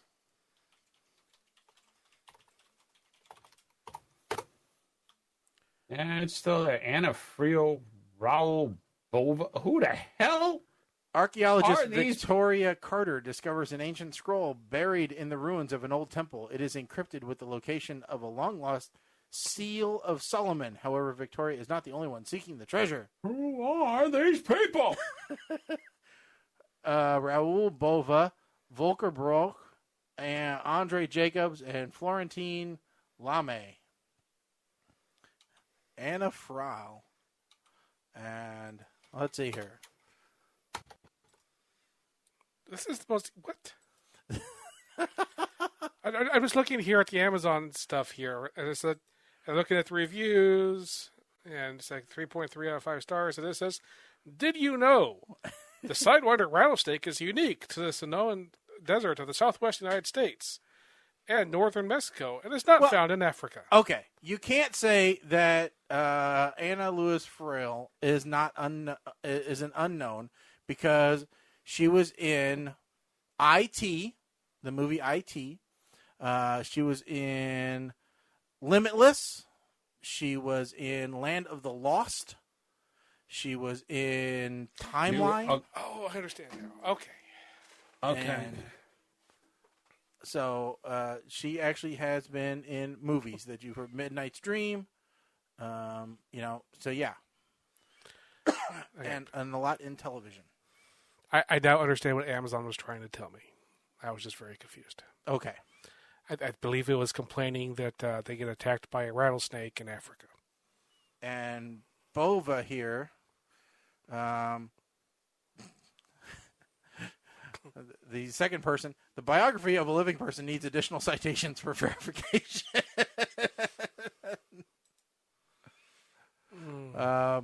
Yeah, he hasn't been in much. So, sorry about that, but he hasn't. Oh, he was in Under the Tuscan Sun, Alien vs. Predator. I think those are pretty big movies. He probably played a dead body in Alien vs. Predator. Could be. The Lookout. Looks like he's an Italian actor, mostly. So, anyway, those look interesting. I think they look kind of cool. You're gonna die. Hey, that one's got 3.5 stars, and it has keywords such as love this movie, treasure hunting, great movie, fun movie, acting was at times good, movie great, Indiana Jones, national treasure, treasure guard. It's always good to put the name of the movie. Yeah, if you put the name of the movie in as a tag, it's a good thing. I can't. But just real quick, I would say I've been looking at the trailers for upcoming movies. Yeah. Jungle Cruise looks like a pretty awesome movie. I'm looking forward to that one. I have kind of watched that. It looks a little. It's another rock comedy adventure. So yeah, don't know how he could really go wrong with it. He needs to just get the hell out of everything. Okay, I'm done with him. You're at peak rock saturation. Is that what you're saying? Dude had to go back to WWE when just nope, no more. Why is my phone ringing? I don't know why he had to go back to, that. That is a problem. So. Yeah, he's probably bored. He couldn't sleep that night, so he's like, I'll go wrestle. How could you be bored? It's... That's a true statement, Shaggy. How can you be bored when you are The Rock? I mean, I watch his Instagram. He posts like 20 times a day. The man's always working out. I mean, it's kind of ridiculous, actually. So, I don't know. Yeah. So those are the movies that we'll watch on the next go around. And do we want to discuss the Rise of Skywalker trailer, the final trailer that came out? I think it looks good. I haven't watched it yet, to tell you the truth. I have watched the Picard trailers though. Oh, those look awesome. And I can't believe how many Next Generation people they're pulling in on this thing, at least for cameos. I've also looked at some of the spoilers, Mike, to go along with the trailer, and I'm looking and going, it looks like they're doing as well as they can, but man, that middle movie really, really, really screwed things up. The Last Jedi. It's like, I don't know. I have never been a huge Star Wars fan. I've always been a Star Trek guy, so I'm interested about Picard to see what they do, because I'm hoping that they actually do something worthwhile. It looks pretty awesome. I'm looking forward to that. And I'm interested in the Orville coming back, obviously, because I can't wait for that to come back. And the Flash just started back up, and Batgirl started. I haven't even watched any of that yet. At most of the shows, as far as I can tell, most of the new shows that started this year are already being canceled. Yeah, boy, my wife was not happy that Bluff City Law was already canceled 4 episodes in. Oh, really? Yeah. They're going to finish 10 episodes. They said that's it for this season. But is that the one with Jimmy Smits? Yep. Yes. Wow. That basically the reason was nobody's watching procedural law shows anymore. That's what the reason that I saw for its cancellation was. They're like, yep, they did not re-up on their original 10 show. But people watch procedural law shows. They don't want to watch procedural law shows on ABC or NBC on Mondays. Everybody who watches procedural law shows is going to watch them on CBS, which is where they do watch them. Yeah, a lot of people said, well, you set it up for failure when you set it up against Bull and some of the other stuff. Yeah. Which is a procedural law show that has really needs to be canceled as well. Yeah, I never watched it. And I'll tell you what, I've been recording all the God-friended me's, but I haven't watched a single one since we initially reviewed it. So I either need to watch them or stop recording them. So yeah, the most important thing to me is that this is the final season of The Good Place. So I'm watching that one to see how they bring this amazing plane in for its landing. Yeah, that was kind of interesting. I did watch the first season of that, and I was kind of curious how it was going to go. So I'll probably binge watch it and get caught up on that too. So I don't know, lots of stuff set up to record and to watch. So anyway, all righty. Yeah. 2 of my guilty pleasures are tonight. Mm-hmm. So let's see here.